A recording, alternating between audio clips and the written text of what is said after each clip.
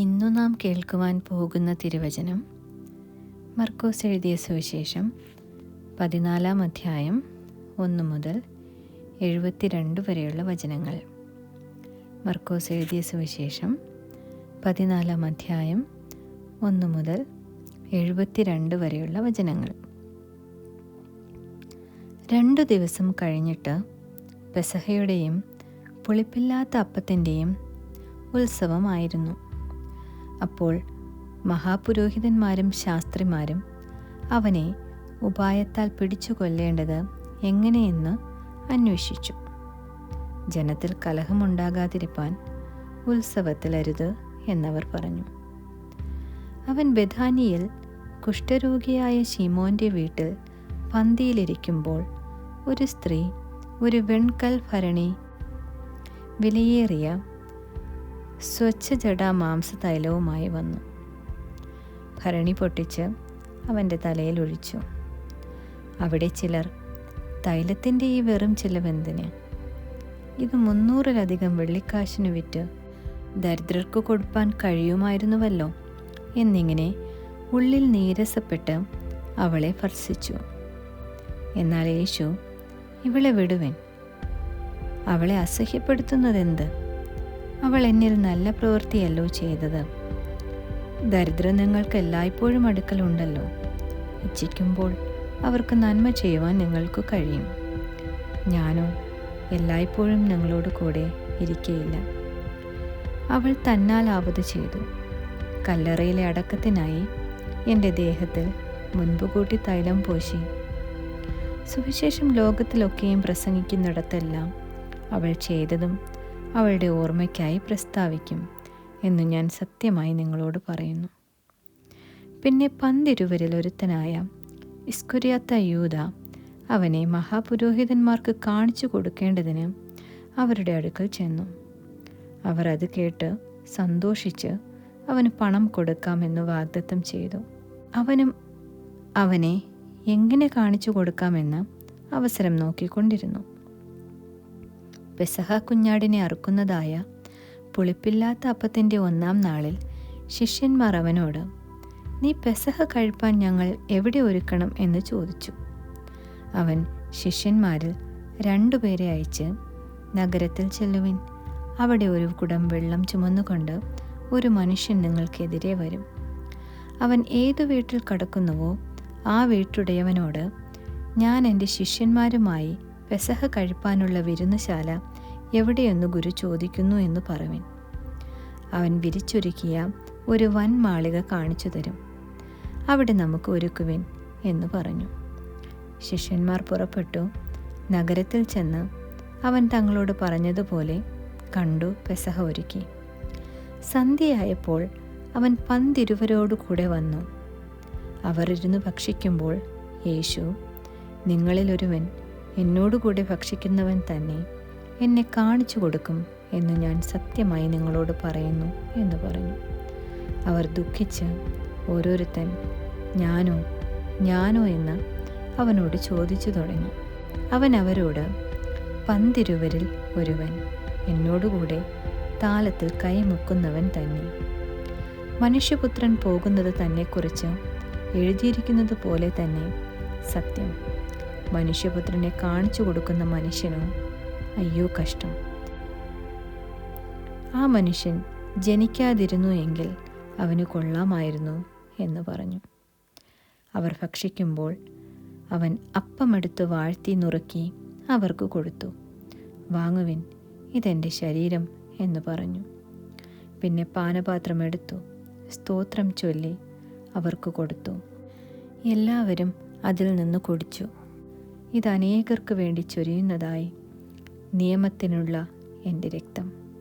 മുന്തിരിവള്ളിയുടെ അനുഭവം ദൈവരാജ്യത്തിൽ പുതുതായി അനുഭവിക്കും നാൾ വരെ ഞാൻ അത് ഇനി അനുഭവിക്കുകയില്ല എന്ന് ഞാൻ സത്യമായി നിങ്ങളോട് പറയുന്നു എന്നവരോട് പറഞ്ഞു. പിന്നെ അവർ സ്തോത്രം പാടിയ ശേഷം ഒലിവുമലയിലേക്ക് പോയി. യേശു അവരോട്, നിങ്ങളെല്ലാവരും ഇടറിപ്പോകും, ഞാൻ ഇടയനെ വെട്ടും, ആടുകൾ ചിതറിപ്പോകും എന്നെഴുതിയിരിക്കുന്നുവല്ലോ. എന്നാൽ ഞാൻ ഉയർത്തെഴുന്നേറ്റ ശേഷം നിങ്ങൾക്ക് മുൻപേ ഗലീലയ്ക്ക് പോകുമെന്ന് പറഞ്ഞു. പത്രോസ് അവനോട്, എല്ലാവരും ഇടറിയാലും ഞാൻ ഇടറുകയില്ല എന്ന് പറഞ്ഞു. യേശു അവനോട്, ഇന്ന് ഈ രാത്രിയിൽ തന്നെ കോഴി 2 വട്ടം കൂകും മുൻപേ നീ 3 വട്ടം എന്നെ തള്ളിപ്പറയും എന്നു ഞാൻ സത്യമായി നിന്നോട് പറയുന്നു എന്ന് പറഞ്ഞു. അവനോ, നിന്നോടുകൂടെ മരിക്കേണ്ടി വന്നാലും ഞാൻ നിന്നെ തള്ളിപ്പറയുകയില്ല എന്ന് തീർത്തു പറഞ്ഞു. അങ്ങനെ തന്നെ എല്ലാവരും പറഞ്ഞു. അവർ ഗത്സമനെ എന്നു പേരുള്ള തോട്ടത്തിൽ വന്നപ്പോൾ അവൻ ശിഷ്യന്മാരോട്, ഞാൻ പ്രാർത്ഥിച്ചു തീരുവോളം ഇവിടെ ഇരിപ്പിനെന്ന് പറഞ്ഞു. പിന്നെ അവൻ പത്രോസിനെയും യാക്കോബിനെയും യോഹന്നാനെയും കൂട്ടിക്കൊണ്ട് ഭ്രമിക്കുവാനും വ്യാകുലപ്പെടുവാനും തുടങ്ങി. എൻ്റെ ഉള്ളം മരണവേദന പോലെ അതിദുഃഖിതമായിരിക്കുന്നു, ഇവിടെ പാർത്തുണർന്നിരിപ്പിൻ എന്നവരോട് പറഞ്ഞു.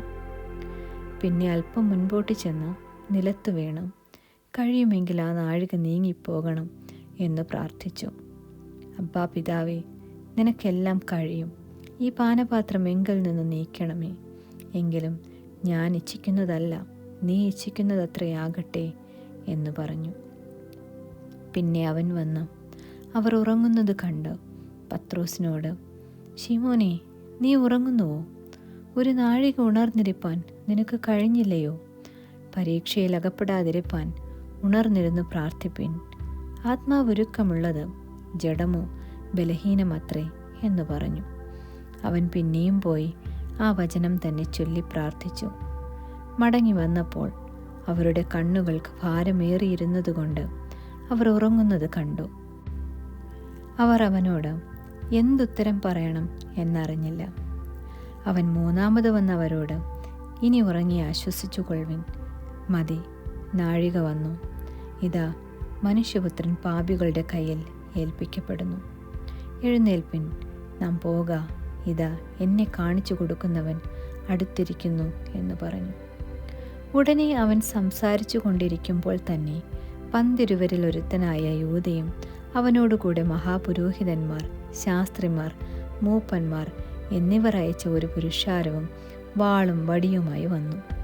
അവനെ കാണിച്ചു കൊടുക്കുന്നവൻ, ഞാൻ ഏവനെ ചുംബിക്കുമോ അവൻ തന്നെയാകുന്നു, അവനെ പിടിച്ചു സൂക്ഷ്മതയോടെ കൊണ്ടുപോകുവിൻ എന്നവർക്കൊരടയാളം പറഞ്ഞു കൊടുത്തിരുന്നു. അവൻ വന്ന് ഉടനെ അടുത്തു ചെന്ന് റബ്ബി എന്ന് പറഞ്ഞു അവനെ ചുംബിച്ചു. അവർ അവൻ്റെ മേൽ കൈവച്ച് അവനെ പിടിച്ചു. അരികെ നിൽക്കുന്നവരിലൊരുവൻ വാളൂരി മഹാപുരോഹിതൻ്റെ ദാസനെ വെട്ടി കാതറുത്തു. യേശു അവരോട്, ഒരു കള്ളൻ്റെ നേരെ എന്ന പോലെ നിങ്ങൾ എന്നെ പിടിക്കുവാൻ വാളും വടിയുമായി പുറപ്പെട്ടു വന്നുവോ? ഞാൻ ദിവസേന ദൈവാലയത്തിൽ ഉപദേശിച്ചുകൊണ്ട് നിങ്ങളോട് കൂടെയിരുന്നു, നിങ്ങൾ എന്നെ പിടിച്ചില്ല. എങ്കിലും തിരുവെഴുത്തുകൾക്ക് നിവൃത്തി വരേണ്ടതിന് ഇങ്ങനെ സംഭവിക്കുന്നു എന്ന് പറഞ്ഞു. ശിഷ്യന്മാർ എല്ലാവരും അവനെ വിട്ട് ഓടിപ്പോയി.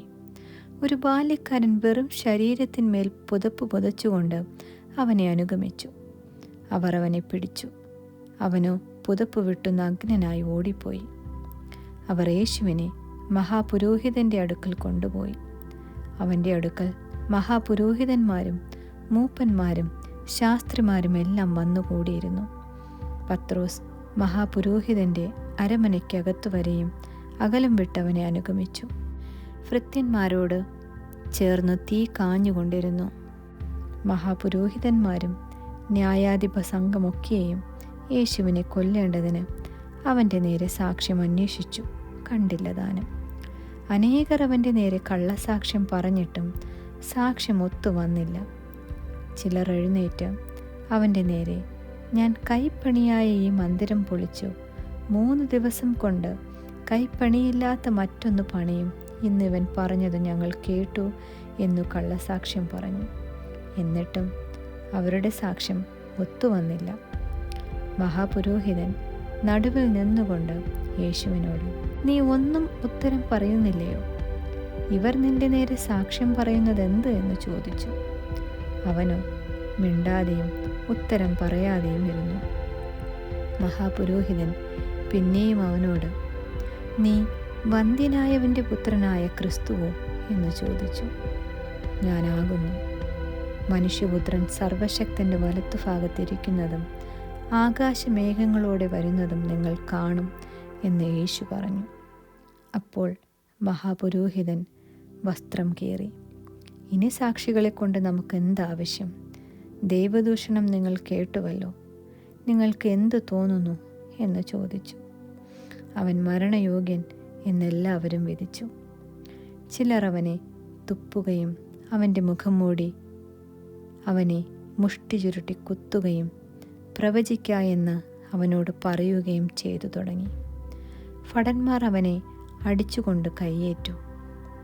പത്രോസ് താഴെ നടുമുറ്റത്തിരിക്കുമ്പോൾ മഹാപുരോഹിതൻ്റെ ബാല്യക്കാരികളിലൊരുത്തി വന്ന് പത്രോസ് തീ കായുന്നത് കണ്ട് അവനെ നോക്കി, നീയും ആ നസ്രയനായ യേശുവിനോട് കൂടെ ആയിരുന്നു എന്ന് പറഞ്ഞു. നീ പറയുന്നത് തിരിയുന്നില്ല, ബോധ്യമാകുന്നതുമില്ല എന്നിങ്ങനെ അവൻ തള്ളിപ്പറഞ്ഞു. പടിപ്പുരയിലേക്ക് പുറപ്പെട്ടപ്പോൾ കോഴി കൂകി.